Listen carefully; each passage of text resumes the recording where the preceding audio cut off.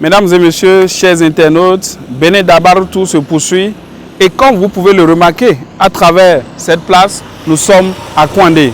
Kouandé, la commune historique, Kouandé, la commune hospitalière, Kouandé, la commune des héros. Nous sommes dans le royaume de Bagana. Feu Bagana Soro 2 est parti. Kouandé est en deuil, mais nous sommes là pour faire découvrir les atouts de cette commune, les potentialités de cette commune. Nous allons échanger avec le maire tout à l'heure, Didier Kouandé Sounon. Nous allons également donner la parole aux populations qui vont dire leurs préoccupations, qui vont dire ce qu'elles veulent pour le développement de la commune de Kouandé. Kouandé, Bénin Dabaroutou, nous y sommes et nous restons.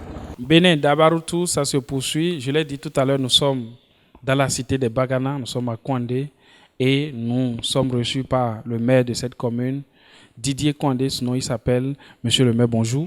Bonjour, monsieur le journaliste. Alors, comment ça fait de recevoir une équipe de Dabarou TV dans le cadre d'une tournée nationale qu'on a initiée pour aller au contact des populations, au contact des autorités, pour enregistrer les préoccupations, les difficultés que vivent les populations?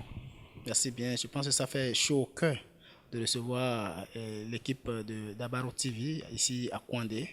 C'est des événements rares que nous recevons, mais je pense que vraiment ça fait plaisir. Alors, ça fait plaisir. Nous aussi, on est honorés d'être reçus, d'ailleurs, par l'accueil chaleureux qui nous a été réservé. Alors, monsieur le maire, dites-nous, si un investisseur veut venir à Kouandé, si un partenaire technique financier est au Bénin et veut investir dans une commune, donnez-nous les raisons, les atouts de la commune de Kouandé qui doivent amener forcément cet investisseur, ce partenaire technique et financier à venir à Kouandé et non ailleurs. D'accord, merci bien. Je pense que la commune de Kouandé a plusieurs atouts.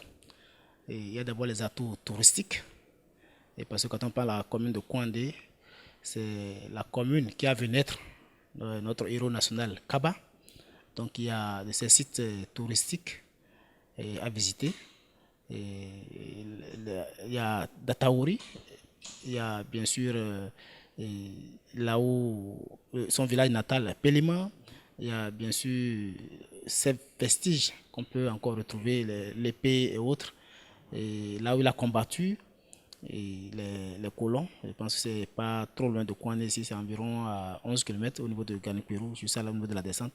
Il y a également le site où le combat a vraiment eu lieu, pas loin de Pélima là. Parce que tous ces sites-là sont vraiment à visiter. Ce sont des potentialités. Des potentialités touristiques. Et également, nous avons appris que, comme site touristique, il y a une piste terrestre qui quitte Kopargo pour Kouandé, qui sort au niveau du village de Niaro.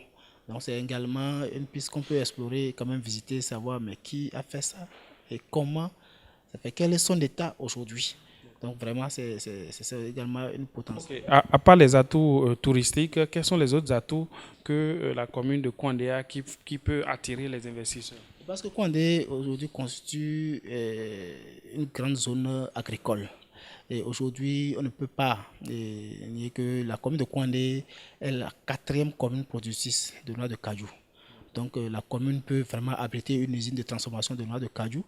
Et également, en termes de production de soja, la commune de Kouandé connaît vraiment un essor très important qui aujourd'hui mérite qu'on puisse vraiment explorer d'autres potentialités auxquelles on peut vraiment faire avec le soja. Et déjà, nous sommes pour parler déjà avec ProAgri pour la mise en place d'une unité de transformation du fromage made in Kouandé qui sera bientôt installé à Chavikouma. Donc je pense qu'il y a par exemple l'arrondissement de Guilmaro qui est vraiment un gros réservoir en termes de production de soja. Donc c'est également une potentialité qu'on peut vraiment explorer. Monsieur le maire, cela m'amène à glisser sur le terrain des préoccupations des populations de Kouandé, ce qu'attendent les populations de Kouandé de vous en tant qu'élu communal, en tant qu'autorité communale et du gouvernement central, parce que certains problèmes vous sont soumis, mais vous aussi, vous les soumettez aux autorités au plus haut niveau. Dites-nous de quoi Kouandé a besoin aujourd'hui pour assurer son développement. Merci bien. Je pense que la plus grande préoccupation de nos populations aujourd'hui, c'est la question des infrastructures routières. Surtout le petit mail de l'axe Kota Kwandé Pionko. C'est vraiment une préoccupation qui date depuis les indépendances. Et Kwandé a vraiment soif de voir cette route pour que vraiment les activités puissent vraiment se développer. À part ça, il y a également beaucoup d'ouvrages de franchissement qui ont cédé depuis des années et les gouvernements se sont succédés et on n'a jamais eu de solution adéquate. Et je prends le pont de Kankou, le fameux pont. Le tristement célèbre pont de Kankou. Vraiment, c'est vraiment tristement célèbre. Et il y a également le pont de Bakou, de l'autre côté aussi, qui est aussi un grand pont. Et également le pont de Tikoudarou. Et il y a également dans les autres axes que traverse la Mekrou, et en quittant Séguégourou pour aller à Peonko, et à travers d'eau. Il y a également le fleuve Mekrou qui traverse par là, qui a besoin vraiment d'un pont de grande envergure. Donc, après les infrastructures routières, c'est qu'il y a le problème d'électricité dans beaucoup de nos localités. C'est vrai, il y a ces dernières années, un effort qui a été fait dans le cadre de l'électrification rurale à travers l'ABEM. Et je pense que c'est déjà un pas. Et tout récemment, nous avons reçu également une équipe de la direction générale de la SBE qui est en train de mettre en place également un projet d'électrification de grandes envergures pour nos localités. Et je pense que ça fait pas de la grande préoccupation de nos populations. Et ce qui est encore criard aujourd'hui dans la commune de Kwandé, c'est la question d'approvisionnement en eau potable. Et c'est une grande préoccupation parce que d'abord, c'est la ville de Kwandé Centre seule qui bénéficie de l'eau de Soneb. Et il y a beaucoup de nouveaux quartiers, puisque Kwandé est en train de s'étendre. Il y a beaucoup de quartiers qui n'ont pas encore la couverture en eau potable. Et au niveau des arrondissements également, il y a beaucoup de nos arrondissements qui ne sont pas encore couverts en eau potable. Et malgré quand même les efforts du gouvernement en mettant en place l'agence d'approvisionnement en eau potable en milieu rural, il y a beaucoup de difficultés parce qu'aujourd'hui, on peut dire qu'à Kwandé, on n'a pas encore senti les actions de l'agence en dehors des études de faisabilité qui ont été menées seulement à Biéné. Bon, pour les autres arrondissements, rien n'est encore fait. Donc, je pense que ça fait partie quand même de la plus grande préoccupation de nos populations, et l'eau, l'électricité, les pistes rurales. Et quand on va vers les femmes, le gros souci, c'est la mise en place des microcrédits.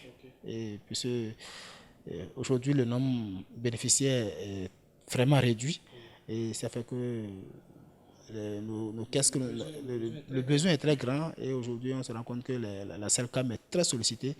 Il y a également une autre institution de microfinance, Sianson, ONG, qui est là, qui fait de son mieux, mais ce n'est pas suffisant pour quand même couvrir les besoins de nos populations. Voilà, vous l'avez compris, nous étions avec le maire de la commune de Kwandé, Didier Sani Kwandé Sounon. Avec lui, nous avons abordé les préoccupations des populations de la commune de Kwandé, des préoccupations qui se résument au bitumage de la route Kota Kwandé Pionko, Birni Kwandé Briyamarou. Vous avez également entendu le cri de cœur du maire par rapport à certaines infrastructures de franchissement qui, depuis des mois, depuis des années, sont défaillantes, des infrastructures qui n'ont pas eu un seul instant l'attention du gouvernement pour leur innovation. Il a une fois encore lancé un cri de cœur et nous espérons que ce cri de cœur sera enfin entendu pour que les populations de la commune de Kwandé puissent avoir un ouf de soulagement, puissent se sentir bien chez elles, puissent avoir des conditions de vie meilleures comme les autres communautés l'ont. Merci de nous avoir suivis. Béné Dabartou, et ça continue.